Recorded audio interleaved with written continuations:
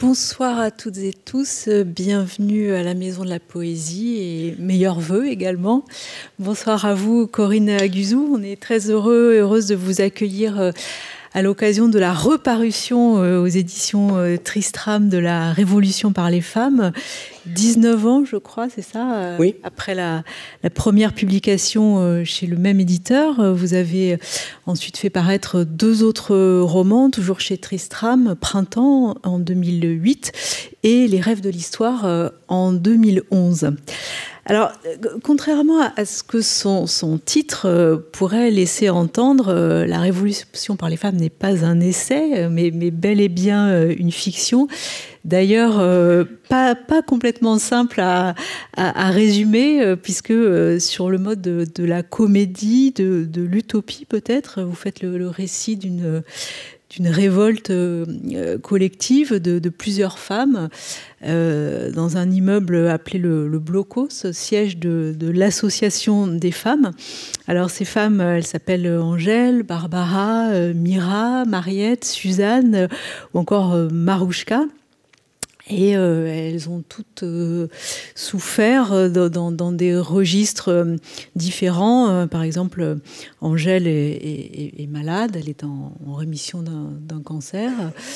Mira est exploitée par son patron qui a tenté de la violer. Suzanne est traitée pour des troubles psychiatriques. Elle va essayer de s'échapper de l'hôpital et de se libérer de son traitement médicamenteux. Marouchka, elle est universitaire et elle a consacré précisément sa thèse à ce blocos. Et Barbara, qui est peut-être la cheville ouvrière de cette association, est aussi actrice ou metteuse en scène.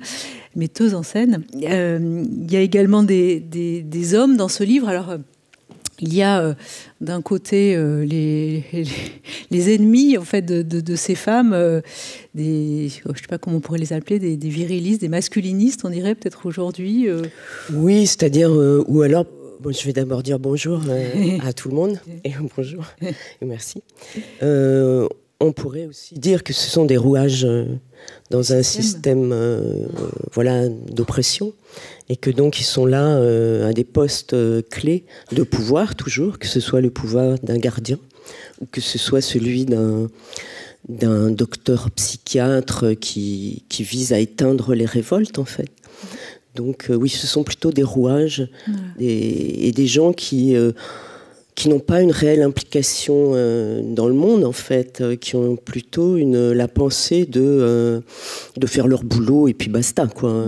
Ça va comme ça, et surtout au contraire de ces femmes qui ont une implication forte à leur histoire, à l'histoire du monde, et voilà. Et pour bien montrer que ces hommes sont des rouages d'un système, ils ont des noms qui sont déclinés avec les mêmes lettres. C'est-à-dire qu'il y a le gardien Boris et tous les autres hommes portent des noms qui sont l'anagramme de Boris. Oui, et c'est venu assez naturellement, donc je pense que ça vient véritablement de ce besoin ou de ce sentiment qu'il y a certains postes qui sont des verrouillages en fait. Voilà, et qui donc c'est le même mais dans une autre manière d'être, pas manière d'être mais manière de fonctionner, parce que c'est plus des gens qui fonctionnent. Voilà, et donc de les appeler, ils sont intervertissables en fait. Voilà. Ce sont des postes souvent bon, ils se comportent pas toujours bien. Voilà, ni les uns ni les autres, il faut dire. Donc voilà, c'est un peu terrible. Alors il y a quand même l'innocent de la troupe, l'insouciant, comme il est fait allusion, qui lui a pas l'air au courant des tenants et des aboutissants de ce qui se passe dans le monde réel, dans le réel en fait, dans les rapports sociaux, dans les rapports de sexe, il est juste à la surface de son travail lui aussi, mais disons qu'il n'a pas c'est pas un oppresseur, c'est quelqu'un qui n'a pas de conscience en fait de là où il est, voilà. Je note qu'on commence cette discussion autour d'un livre qui s'appelle Révolution par les femmes en parlant des hommes. Il y a quelque chose qui va pas. Oui, c'est terrible. Mais voilà, on a éliminé le problème. Voilà. Alors, si on se remet dans le contexte de l'époque, 2006, le féminisme n'en était pas du tout au même stade que maintenant. MeToo n'était pas encore passé par là. Si vous vous remettez dans ce contexte de l'époque, qu'est-ce que vous aviez en tête quand vous avez commencé à écrire ce livre ? Oui, ben justement, en fait, je pense que j'avais besoin d'une sorte de MeToo. Et que du coup, parce que on disait, la version qui passait à cette époque-là, c'était que, bon, ben voilà, maintenant, il y avait la contraception, il y avait l'avortement, on avait en vue l'égalité salariale, tout ça était très bien. Donc, d'un sens, on devrait être contente. Voilà. C'était acquis maintenant. Voilà. Or, sauf à faire des progrès encore dans l'égalité salariale, etc. Or, je ressentais un malaise du fait que, non, dans le champ social, rien de tel ne se voyait. Dans le champ privé non plus. Dans les rapports les uns avec les autres, toujours cette question était là. Et la question qui donc, moi, me traversait quand même depuis enfant, c'est celle d'être une fille. Et donc d'être dans un monde qui n'est pas forcément fait pour ça, quoi. Voilà. Et donc de grandir en ayant l'impression d'un décalage et que finalement il y avait sans doute quelque chose de mieux à faire avec que ce qui était présenté là et qui était le monde tel qu'il va mal et dans lequel on vit comme ça et ça n'allait pas. Disons que j'avais un malaise assez fort et que je cherchais une issue et que donc cette issue, comme j'écrivais que depuis un moment et que c'était ça qui m'intéressait, cette issue était littéraire. Ça a été comme ça pouvait se dénouer comme ça pour moi en fait. Et voilà, donc c'est où et quand se passe cette histoire que vous racontez ? Alors c'est intéressant, oui, parce que elle se passe dans un temps qui pourrait être aujourd'hui. Et l'espace, c'est à la fois un espace géographique qui est plutôt périphérique, voilà, puisqu'on est souvent dans des espaces où il y a des arbres, où il y a de la nature, voilà. Mais il y a quand même un bâtiment central qui s'appelle le Blocos et qui est cet endroit d'oppression et de rébellion et d'émancipation. C'est-à-dire, c'est de domination. Et voilà, c'est un endroit où tout ça se joue, où tout ça va se jouer. Et donc, c'est un espace aussi intérieur. Et c'est aussi un espace scénique. Parce qu'à l'intérieur de ce roman, il y a donc l'agitatrice du roman, celle qui est très l'activiste, voilà, qui donc met en place des stratégies, qui n'a de cesse de réécrire des formulaires qui sont tendancieux quand des femmes viennent déposer des plaintes. Ces formulaires sont vraiment tendancieux pour qu'elles ne déposent pas de plainte, voilà, et qu'elles repartent comme ça. Donc elle réécrit tout. Voilà, elle a vraiment une part très très active dans voilà. Je ne sais plus trop la question. C'est où et quand ? Oui. Et donc, c'est vaste. Voilà. C'est vaste puisque c'est aussi un espace scénique. Donc, géographiquement, il y a à la fois des éléments très concrets, très précis, de nature, voilà, ou bien c'est du théâtre. Il se passe, ça peut être du théâtre en fait. Voilà. Un espace scénique et un espace également labyrinthique. Oui. Avec toutes ces caves. Et oui, en fait, c'est un espace dangereux parce que c'est un espace qui est de la domination, donc où il y a le livre est quand même, il y a un fil qui court et qui est le danger pour ces femmes d'être violées en fait. C'est toujours possible pour elles. Donc elles doivent faire attention. Et donc il y en a une qui est jeune et qui est en fait, elle est acrobate, donc elle a un corps très rompu au travail, à l'exercice. Et donc, elle affronte ce danger. Il y a dans ces caves du Blocos où il ne faudrait jamais se trouver, en fait. Et elle est là et elle fait face à cette situation. Et c'était vraiment très bien à écrire parce que elle sait combattre et elle est rompue à la self-organic défense. Ce qui, à l'époque, n'existait pas du tout. Maintenant, on entend parler de lieux où on peut s'entraîner à la défense, mais à l'époque, ça n'existait pas.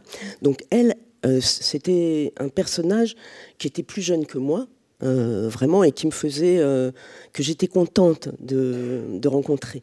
Voilà. Mais justement, ces personnages, comment les avez-vous créés, imaginés ? En fait, tout vient s'accrocher dans l'écriture romanesque, donc on puise ici ou là, et parfois on ne sait même pas où on puise, quoi, voilà. Mais par exemple, cette Angèle, qui est un personnage attachant, parce que justement, elle est malade en fait, donc tout ce qui se joue pour elle est important. Et elle fait une rencontre aussi d'un personnage qui est très attachant aussi parce qu'il est handicapé. Voilà, handicapé mental en fait. Il n'est pas tout à fait comme un autre. Donc cette rencontre, ils se rencontrent véritablement. Et donc elle, il se trouve qu'à cette époque-là, ou 2 ans auparavant, j'avais rencontré une femme qui n'était pas devenue une amie, mais quelqu'un que j'ai vu en fait attraper cette maladie du cancer et en mourir. Et donc ça a été quelque chose qui m'a, bon, bien sûr, éprouvé comme on peut l'être. Et donc j'ai jamais pensé à elle, mais c'est elle qui est venue, qui est venue m'habiter en fait et revenir comme ça. Et après, j'ai pensé que ça pouvait être elle, mais sur le moment, non. Mais voilà, il y a elle. Il y a ce vécu-là. Et puis, il y a une autre amie pour ce personnage-là. J'avais perdu aussi une autre amie qui était peintre et qui était très, très investie dans sa peinture, qui faisait des choses que je trouvais très, très bien, très belles. Et donc, elle aussi était dans ce personnage un peu, puisque au début, elle dit qu'elle a été peintre. Donc voilà, c'est des toutes petites choses, mais qui fait qu'un personnage se construit avec finalement une réalité qui a été vécue à un registre différent ou à un autre, quoi. Voilà. Et à travers ce personnage, vous parlez du corps des femmes, des sensations, et notamment du corps malade. Oui. Voilà, c'est quelque chose que je n'avais jamais lu comme ça. Oui. Oui. C'est d'ailleurs quelque chose qui m'a été reproché à la première sortie du livre, parce qu'une femme, justement, dans une librairie, m'a dit « mais on ne devrait pas montrer une féministe malade ».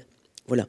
Donc, et moi, je n'avais pas été en peine de dire « mais si, on peut tout à fait être malade ». Et c'est important de parler de malade, de quelqu'un qui est malade, parce qu'il y a beaucoup de personnes qui sont malades, un jour ou l'autre, on est malade. Donc c'est important de le faire rentrer dans quelque chose de la vie, quoi, dans quelque chose qui existe, oui, là, qui n'est pas réservé aux autres, qui est et elle a une façon de le vivre qui est malgré tout assez séduisante, parce que comme elle a été peintre, justement, elle visualise ce qui se passe dans son corps, et donc elle visualise des couleurs, des traînées de rosacées, de violacées, de mousse, de tout ça, voilà, parce qu'elle a envie de vomir, quoi. Mais elle met ces mots-là, et donc ça réconcilie que la maladie n'est pas, tout en étant une épreuve, quelque chose de redoutable, c'est vivable. On peut traverser ça, quoi. Ça existe et on n'est pas puni quand même de tout, quoi. Et d'un rapport, donc, y compris à la beauté, quoi. Comment avez-vous trouvé ce ton si singulier du livre? Parce que je disais tout à l'heure, c'est très noir, mais il y a aussi beaucoup d'humour. Oui. Comment avez-vous trouvé cet équilibre-là? Oui, en fait, c'est justement parce que c'est très sombre, parce que cette domination est quand même assez impitoyable. C'est très sombre, et donc, pour pouvoir quand même supporter ça, soi-même, et puis après le lecteur derrière, c'est de faire entrer tout le rapport à la langue. Et c'est la langue qui va permettre de sauver et de combattre, en fait. à l'intérieur du livre, les femmes sont combatives grâce à la langue. Et ça, elles veulent prendre la parole. Elles veulent faire des harangues, des diatribes, des laïus. Elles sont vraiment animées par ce besoin de dire, en fait. Et donc, ce besoin, qui va se traduire donc par une scénographie, puisqu'il y a une possibilité de jouer des scènes, ça donne à la langue le caractère d'un peu d'une arme, en fait, de quelque chose qui est aussi... Ça va être ça, le combat. Le combat va passer par la langue. Et c'est donc le combat par la pensée. Et donc, c'est ça le combat qu'elles ont à mener. C'est-à-dire à se raccrocher à une langue qui permet d'être combatif et combative. Il y a un gros enjeu, en fait, avec la langue, et donc avec le fait d'être très alerte, très vif, très... à un moment, parce qu'il y a des différents concepts qui sont développés par ces femmes, il y a de la théorie qui se mêle, qui vient par là. Donc, à un moment, il y a le concept d'incessibilité. Voilà. Et donc, elles sont... voilà, il faut aller vite, il ne faut pas se faire prendre. Et donc, le corps, derrière ça, il y a un côté trivial du corps. Enfin, voilà. Et donc, c'est drôle, en fait. Souvent, c'est drôle. Parce que, en fait, il y en a une qui est enrhumée, enfin, comme moi, enfin, beaucoup plus. Il y en a, voilà, ça suit jamais tout à fait derrière, quoi. Voilà. Le corps est... Oui, c'est comme si sa parole était entravée par son corps qui ne suit pas. Oui. Et donc, le fait que ça soit ciselé, aiguisé, c'est nécessaire.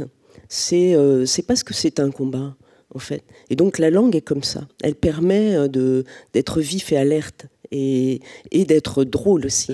Voilà. Mais c'est vrai que ça ne se cherche pas. C'est plutôt peut-être dans le ressenti qu'on peut avoir de son propre ridicule, quoi, finalement. c'est ça, quoi. Et ça, c'est toujours plus ou moins présent, quoi, parce que elles ont vraiment très peu de moyens. Voilà, elles sont très démunies de tout, voilà. Donc, la lutte se résume à aller chercher une clé, voilà, pour ouvrir un cagibi pour trouver des feuilles, quoi. Voilà. Enfin bon. Est-ce que vous voulez lire un premier extrait ? Oui, je vais boire un tout petit peu.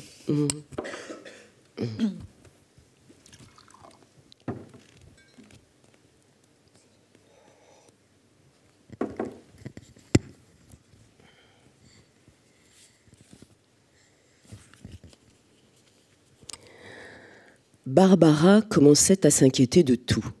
L'angoisse montait. Il fallait faire quelque chose. Elle entama un monologue d'auto-rassurement notoire, dont le succès dépendait du respect de quelques contraintes techniques d'articulation et de la formulation répétitive de syllabes ouvertes, c'est-à-dire de mots qui se terminent par la lettre E. Elle commença ainsi. « Je suis une femme. Et alors ? Je suis une femme depuis longtemps, après beaucoup d'autres femmes. Un beau jour. Il se trouve que je suis une femme. Je demande, qu'est-ce que cela veut dire ? Mais de façon positive, pas que des moins. Qu'est-ce qu'on se transmet depuis le temps par cette lignée ? Elle accentuait et prolongeait la fin du mot le plus longtemps possible. Je suis assez seule, reprenait-elle. Le féminisme est un oubli collectif récurrent. Je suis obligée de faire des efforts de mémoire gigantesques, de chercher dans des trous de mémoire collectifs. Je découvre ici ou là d'autres femmes qui se sont dit « ce n'est pas possible ». Perdues dans la nuit des temps, je me propose de rendre hommage ce soir à ces enterrés encore plus profonds que d'habitude, ne le sont pour la plupart les unes et les autres. Elle était bien lancée. Elle haussait le ton. Je voudrais remettre les pendules à l'heure, empêcher que l'écart ne se creuse comme il se creuse automatiquement, si l'on oublie d'y penser, entre les femmes et les hommes. Oui, Cette nouvelle dénomination, en intervertissant juste 2 voyelles, nous permet d'avancer un peu. On se retrouve en terrain neutre, si je puis dire. On a envie de découvrir ces zèmes et ces femmes, ayant ainsi un peu troqué leur vieillerie. Des mutants affriolants, je le dis tout de suite. Bien des parasitages seront tombés, en effet, je l'espère, au cours de cette nouvelle distribution sur la ligne de partage féminin-masculin, archicodée et sursaturée actuellement. Un temps d'arrêt est en effet hautement souhaitable. Tout reprendre. J'en ai assez. Je suis une femme pour prendre la parole. Je suis une femme pour m'emparer de la parole et me souvenir alors de ce qui s'est perdu en cours de route depuis le temps. Plutôt que m'en emparer, laisser la parole venir telle une marée incendiaire, et bénéfique d'ailleurs. Je suis une femme que n'intéresse pas la question de savoir ce qu'est une femme. Je suis une femme qui s'intéresse en revanche à toutes les formes, à tous les possibles du féminin de la personne et aux effets de réversibilité de ce sensible sur les M. Je propose d'ailleurs que notre voyelle de combat soit dorénavant le E mêlé. Elle éprouvait un début de prise de confiance en elle. Voilà, donc on voit bien dans ce passage que le combat est aussi dans la langue, ou est d'abord dans la langue. Oui, oui, tout à fait. Oui, oui, ça c'est venu très vite. Et puis dans le fait que cette Barbara organise, voilà, écrit, démonte les questionnaires, les refait. Et finalement, on sent que, parce que bon, les chapitres sont en discontinuité, quoi. On fait un peu le tour comme ça, et la façon dont ils sont reliés est plus souterraine. Et on sent qu'il y a des nouvelles qui viennent de Barbara par un texte qu'une a reçu, une lettre ou quelque chose. Donc on sent tout ce travail d'information, qui fait que c'est collectif. Ce qui m'intéressait au départ, c'était d'être dans une subjectivité à chaque fois. Donc, puisqu'il y a différentes figures, puisque cette Barbara, par exemple, n'a pas du tout la même énergie que Marouchka. Marouchka, qui est une universitaire, qui en a vu des belles, quoi, qui a été rétrogradée, voilà. Et même si Barbara manque de moyens et tout, mais elles n'ont pas la même énergie. Donc, c'était important à chaque fois de montrer quelqu'un, en fait, qui est là et qui prend la question du féminisme et de la question des femmes par elle-même. Voilà, c'est ça. Ça passe par quelqu'un, une révolution, toujours. Enfin, en tout cas, la révolution par les femmes. Ça passe par la personne, la parole, le corps, voilà, le vécu. Et donc, Angèle non plus n'a pas la même énergie. Némira, toutes sont très différentes. Oui, c'est-à-dire que ces femmes vont se retrouver, s'allier, mais elles n'ont pas le même bagage féministe, elles n'ont pas le même vécu. En fait, dans le livre, il y a comme si quelque chose s'était passé à un moment qui avait été plus chouette, quoi, en fait. Et qu'une époque de combat qui aurait été voilà, plus porteuse. Et c'est peut-être moi ce que j'avais compris du féminisme. Quelque chose de plus porteur, qui devait nous faire avancer vers autre chose, vers oui, un changement des façons. Le contraire de là où en 20 ans c'est allé, quoi. Moins de dureté, plus de compréhension, plus d'échanges. Enfin, bon, ouais. Et donc, ces femmes ont des objectifs, sont prises, oui, dans tout à fait des registres différents. Et elles avancent chacune... Bon, Barbara est stratège, puisqu'elle tend des pièges quand même à la fin, dans la 3e partie, parce que le roman avance quand même, puisqu'au début, ces femmes sont extrêmement découragées, abattues, isolées. Et voilà, dans la 2e partie, on s'installe un peu plus dans la précision de ce qui se passe. Et enfin, ça avance vers quelque chose qui ressemble plus à une libération, en fait. Voilà, une émancipation. Quelque chose comme un retournement qui traverse le livre, qui le fait avancer, en fait.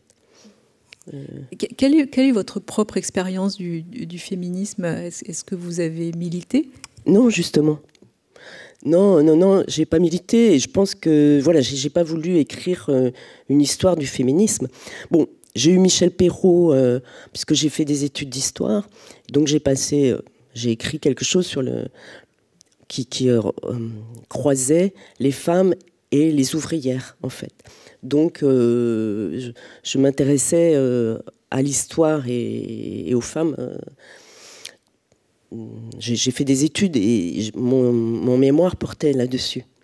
Mais là, il ne s'agissait pas justement de faire l'histoire d'une première vague, d'une deuxième vague, parce que finalement, je n'étais pas non plus spécialiste de ça. J'étais entre deux. Moi, j'avais eu la contraception, je n'avais pas eu besoin de lutter pour ça. C'était là. Donc, j'ai pas cette nécessité de faire un point historique. Par contre, la nécessité de savoir où j'en suis intimement avec cette question. Voilà. La question sociale est extrêmement présente dans ce texte à travers plusieurs personnages. Au fond, quand vous avez écrit La Révolution par les femmes, moi, je crois qu'on ne parlait pas encore d'intersectionnalité, et aujourd'hui on le lit en se disant qu'il est vraiment au carrefour de plusieurs luttes. Ben oui, parce que ça va ensemble en fait.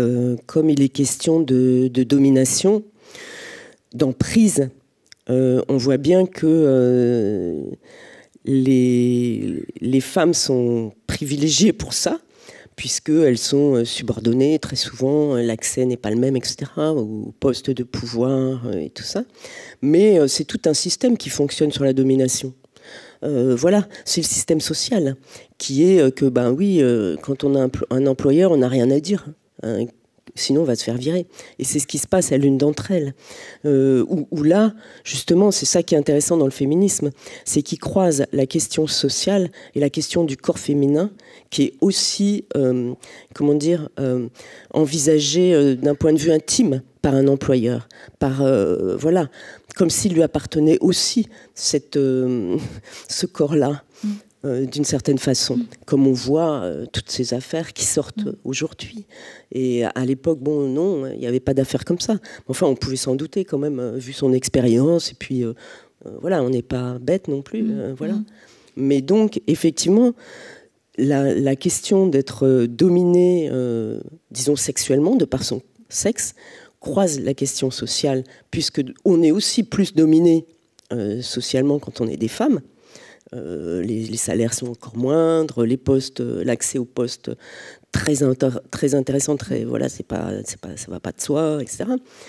Donc les deux domaines sont très liés et fonctionnent de pair. Donc on s'aperçoit. Alors à l'époque, il n'y avait pas trop le mot patriarcat, mais voilà, il y a un mot pour ça.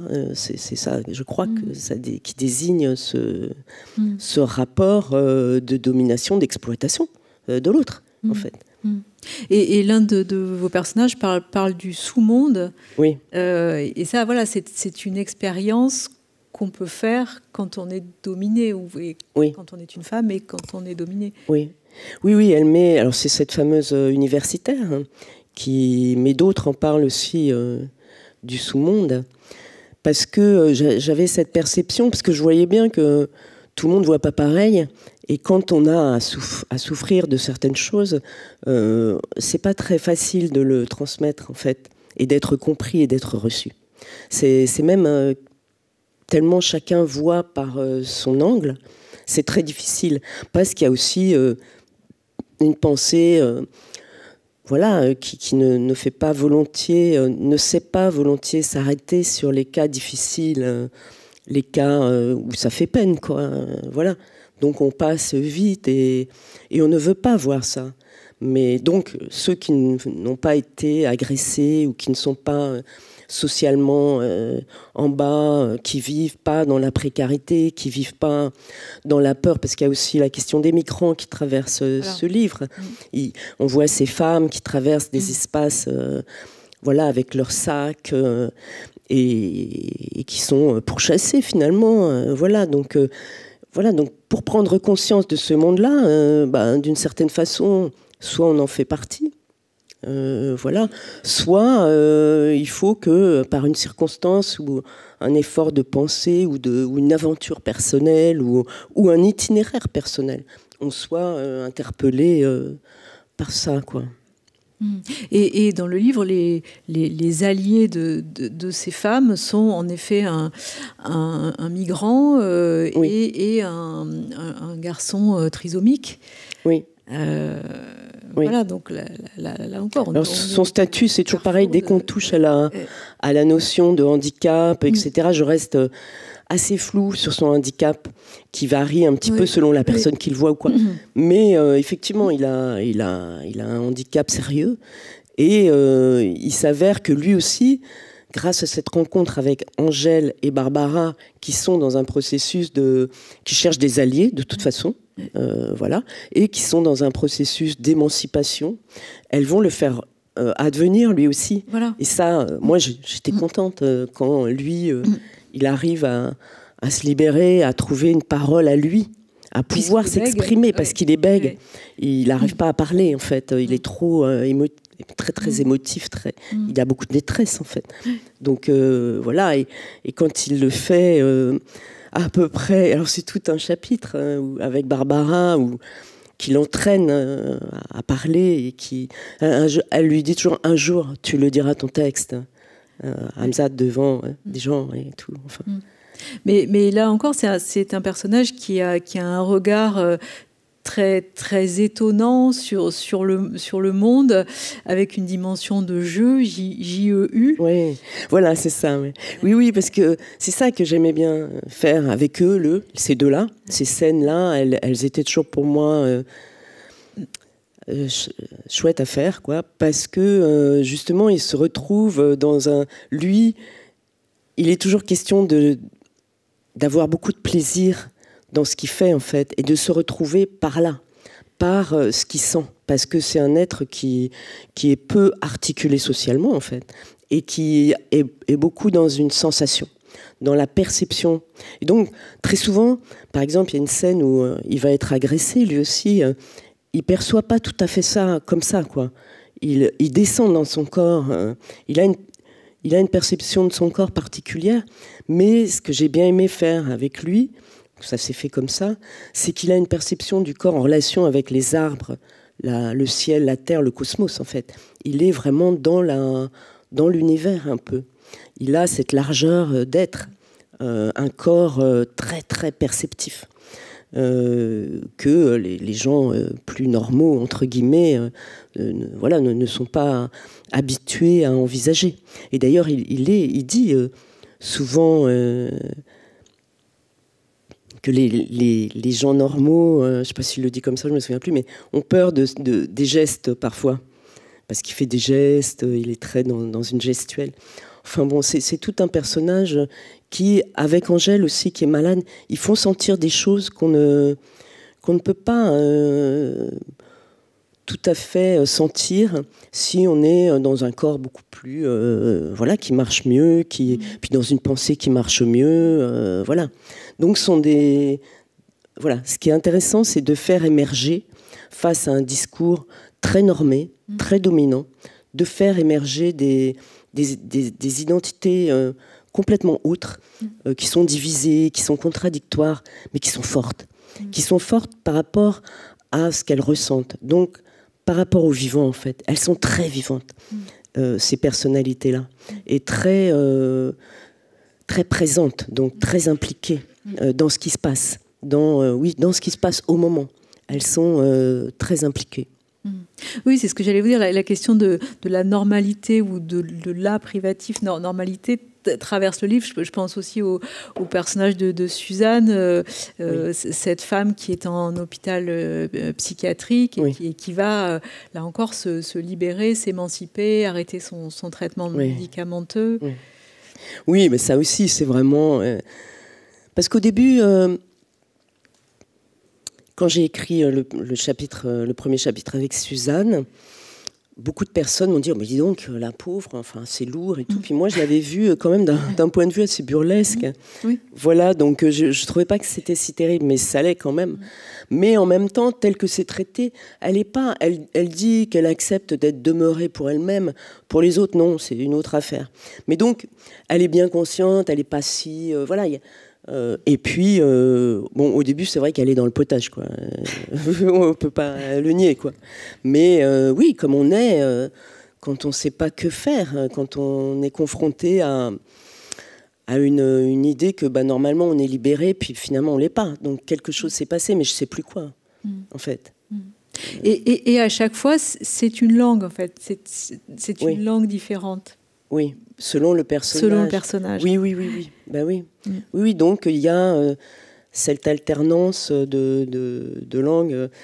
Voilà, encore une fois, pour Angèle et Hamzat, ça s'ouvre sur le dehors, le ciel, les oiseaux, tout ça. Pour Marouchka, c'est très théâtral. Elle se retrouve un peu comme là, sur une scène de théâtre, en fait, avec voilà. Et elle fait, parce que c'est l'universitaire qui a été rangé au placard, donc elle est ambiguë et ambivalente, et c'est ça qui est bien, c'est-à-dire qu'elle a de la rage, quoi. Franchement, c'est trop, quoi. Elle déteste tout ce qui s'est passé et comment on l'a traitée. Et elle est vraiment revendicative et assez agressive. Et ça, c'est bien, parce que comme il n'y a personne en face, voilà, c'est vrai que ça prête à rire, en fait. Beaucoup de choses prêtes à rire. Mais en attendant, le discours passe. Donc, vous me disiez tout à l'heure, avant de commencer cette rencontre, dès que je commence à écrire, je sais que c'est un roman. Oui. Alors comment vous le savez ? Assez vite, parce que... alors bon, c'est peut-être pas simple à dire, mais parce que là, j'ai recommencé à me mettre dans une écriture comme ça. Et je sens... parce que c'est très... ça demande du temps pour être écrit, déjà. Donc, je sens que il en faut des paragraphes. Voilà. Donc, au bout de 2-3 pages, j'ai senti que... j'ai dit que ça. Alors que... voilà. Donc, je sens qu'il y a besoin de temps pour développer et pour emmener. Et moi-même, je suis entrée dans un processus, en fait. Je sens que je suis rentrée dans un processus parce que ça chemine. Voilà, il y a tout un peu ce qu'il faut. Je ne sais pas trop comment ça se fait, mais en tout cas, c'est là pour passer un peu de temps et voir qu'est-ce qui se passe avec ça. Et aller vers un peu de l'inconnu, mais armé de... puisqu'il y a très vite des personnes. Voilà, donc ces personnes, elles en savent sans doute plus. Voilà. Mais ce qui est important, c'est qu'effectivement, c'est un processus. Et qu'une fois que... Parce que moi, je suis allée avec ce livre-là de façon très instinctive. Donc, une fois que le premier chapitre avait été écrit, je me suis dit, oui, maintenant, voilà. C'est-à-dire qu'il y avait quelque chose qui était lancé. C'est déjà là. C'est déjà derrière. Il y a quelque chose qui est vivant là et qui pousse, en fait, et qui demande. Donc, c'est vraiment vivant. C'est ça qui est important.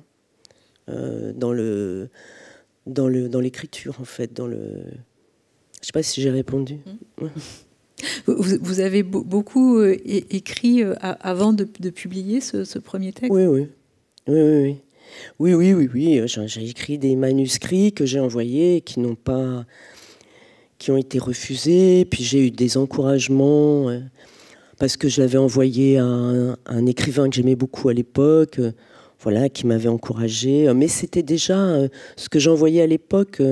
Le titre, c'était Romane, avec un E entre parenthèses. Donc, cette question d'écrire, comment faire, où sont les prédécesseuses, puisqu'à l'époque, c'était encore moins ouvert que maintenant. Donc, oui, il y a beaucoup de prédécesseurs, en fait. Mais enfin, moi, je ne me sens pas comme ça, quoi. C'est différent. De par la position que j'occupe dans la société, c'est pas celle d'un homme, c'est celle d'une femme. Donc une position différente. Donc il faut écrire non pas un roman mais une romane. Donc je m'en sortais toujours, chercher des issues, toujours à ce problème en fait. Voilà. Est-ce que vous voulez lire un autre extrait? Oui, je rebois un peu parce que...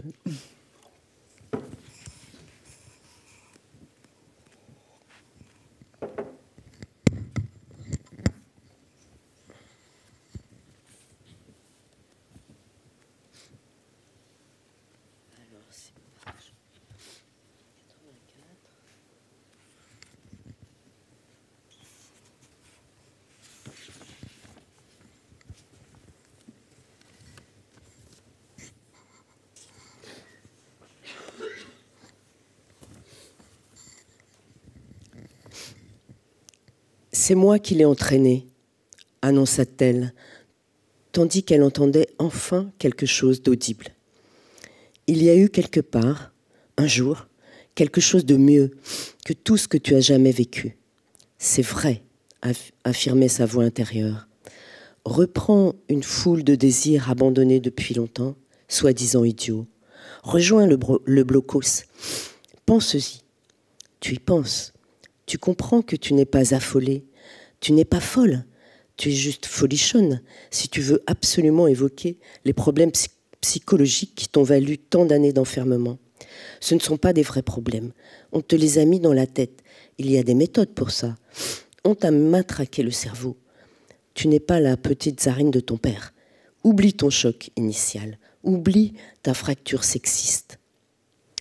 Hormis une ou deux expressions un peu étranges, la voix ne déraillait pas trop. Suzanne se sentait revigorée. Le docteur également. Il attendait la suite. Suggéra-t-il discrètement. Tout me revient à présent, dit Suzanne, qui avait l'air décidée à passer aux aveux. J'ai élaboré mon plan de fuite. Je savais très bien qu'il n'aboutirait pas. Je n'ai pas pu m'en empêcher. J'avais l'impression d'obéir à une instance supérieure. Des éléments de doctrine révolutionnaire, dispersés au cours des siècles et agrégés dans mon inconscient, me revenaient. J'entendais une voix intérieure qui disait « Tu n'es pas en train de fuir. Tu n'es pas coupable. Au contraire, tu rétablis l'équilibre. Tu fais un acte d'utilité publique. Tu es en train de vivre. Il y a un tas de choses à dire sur ce moment, ton moment. Et puis, pense un peu à Simone. Donne-lui la main. Exprime-lui ces marques d'amitié sans lesquelles on se sent moins que rien, soi-même et l'autre à côté qui n'a rien de tellement mieux à espérer que toi. » Le docteur Brossy ne croyait pas à la voix. Il voulait en savoir plus sur le comportement de Simone. Simone aurait bien pris un petit remontant, avait continué Suzanne. Je l'avais entraînée. Elle tremblait légèrement. Elle espérait que, malgré l'heure tardive, le buffet de la gare serait ouvert. Voilà, donc le docteur Brossy, c'était un des anagrammes de Boris, oui. Et qui fait partie de la communauté des gardiens et ces membres du système dont on parlait tout à l'heure. Peut-être dire un mot sur Simone. Oui, mais je ne veux pas quand même dévoiler, quoi. Disons que c'est l'ami de... Oui, c'est l'ami de Suzanne qui lui sert, avec qui elle a une forme de télépathie, quoi. Elle fait beaucoup de choses en fonction de Simone, mais il s'avère, on apprend dans la 3e partie du livre que Simone n'est pas tout à fait ce qu'on croyait. Voilà. Vous en êtes bien sorti. Oui. Est-ce que quand Jean-Hubert Gaillot et Sylvie Martini vous ont dit qu'ils comptaient republier ce livre, j'imagine que vous l'avez relu. Et quelle a été votre réaction à la relecture 20 ans après? Mais en fait, oui, c'était quelque chose qui était passé, donc voilà, qui n'était plus trop vivant pour moi. Et le mail que les éditeurs m'ont envoyé m'a fait un effet énorme, en fait, comme si effectivement, mais non, le passé remue toujours et peut ressurgir comme ça. Et donc, voilà, ça m'a beaucoup troublée de façon joyeuse. Et je ne sais plus ce que vous m'avez demandé. Non, quand vous avez relu ce texte, oui, quand je l'ai relu. 20 ans après, quelle a été votre réaction? Alors, en fait, le premier, je l'ai relu 2 fois. Une première fois pour me rendre compte, j'ai pensé que c'était vraiment un roman de combat. Je me suis dit ça.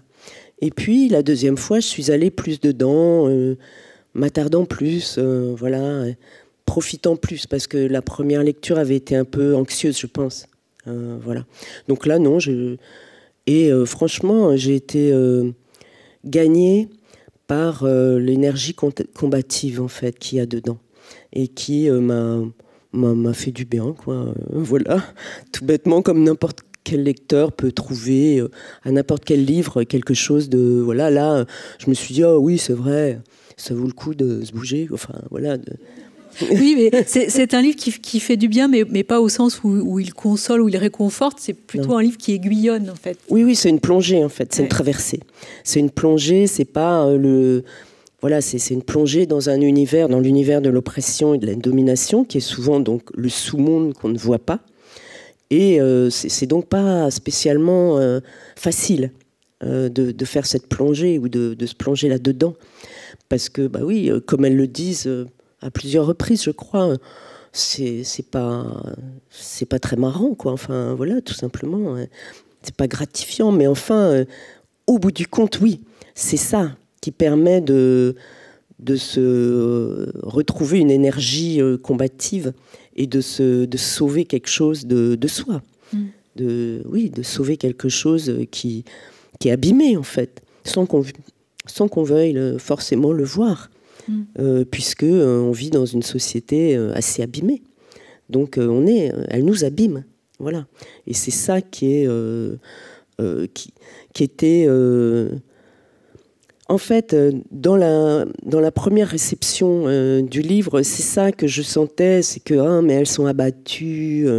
Voilà, il y avait un peu ça qui était pas facile pour certaines personnes. Mais bon, c'était des réactions parce que bon, peut-être j'étais un peu trop sensible à ce que j'entendais ou quoi, parce qu'il y a eu des gens qui ont fait des bonnes critiques et tout, mais j'ai retenu. C'est moche, on retient plus les mauvaises choses. Non, je retiens les autres aussi, mais enfin... Donc c'est celles-là qui m'ont... j'étais dépistée, en fait. Et donc j'avais comme une espèce de culpabilité de sentir que j'avais été fouiller quelque chose qui était difficile, quoi. Voilà. Mais dans le fond, non. Je sais bien... C'est ça, quand j'ai relu le livre, je me suis rendu compte qu'il y avait... dans la langue, quelque chose de très jouissif, en fait. Dans le combat, il y a quelque chose de très réjouissant, en fait. Oui, et puis on peut aussi le prendre presque comme une sorte de boîte à outils, quoi, une sorte de répertoire des subversions, des outils qu'on pourrait utiliser pour combattre. Oui. Oui, parce que, bon, là, Suzanne, qui va... entamer donc ce processus de libération où finalement elle va arrêter la prise de neuroleptiques en cachette, etc. Mais en fait, c'est vrai qu'il s'agit d'affiner sa sensibilité, en fait, c'est ça le combat. Il s'agit d'affiner son être et de se sentir de plus en plus vivant. Et c'est ce qui va lui arriver, en fait. Et de se sentir de plus en plus autonome soi-même. Et donc, c'est des enjeux qui sont très précieux. Voilà. C'est des enjeux, oui, qui recoupent l'histoire du collectif, mais qui sont presque en amont et qui sont... il faut s'occuper de ça, quoi, de sa propre capacité à changer à ne plus vouloir ça et à essayer de trouver autre chose, quoi. Voilà. Oui, et affiner son être avec son âge, avec son corps particulier, avec tout ça. Oui, avec ce qu'on est, hein, voilà. Et voilà, donc la révolution par les femmes, c'est ça, c'est ce projet-là, en fait, de se rendre, bien plus vivant et plus combatif. Plutôt que recevoir des ordres et être dans des cases, en fait. Mais vous avez le sentiment qu'aujourd'hui, vous parliez de réception à l'instant, qu'aujourd'hui on est davantage prêt ou prête à oui. recevoir ce livre, parce que c'est très étonnant de voir à quel point ça fait écho à tout ce qu'on vit aujourd'hui, à toutes les questions qu'on se pose aujourd'hui. Oui, oui. Mais c'est-à-dire que moi j'ai évolué comme tout le monde dans cette société, et souvent je me disais, quand même, j'avais un peu parlé de ça, ou mais j'avais senti ça. Voilà, je me le suis souvent dit. Et puis voilà, en me disant, très bien, moi, la vague MeToo, c'est formidable, quoi. Ça met au jour tellement de choses, tellement... Oui. Et dans ce livre, c'est là. C'est là. Donc, effectivement, il y a le fait que ça soit devenu plus difficile pour les migrants, Bon, c'est là aussi. Voilà, il y a des choses qui sont présentes aujourd'hui et qui rendent... Oui, et puis le féminisme a quand même été exploré dans plus de dimensions, quoi. Il y a cette dimension intime que la vague MeToo a portée, cette dimension de libération de la parole. Voilà, c'est là dans le livre. Donc oui, je pense qu'il est il est mieux aujourd'hui. Il doit se sentir mieux aujourd'hui, quoi, ce livre. Voilà. Oui.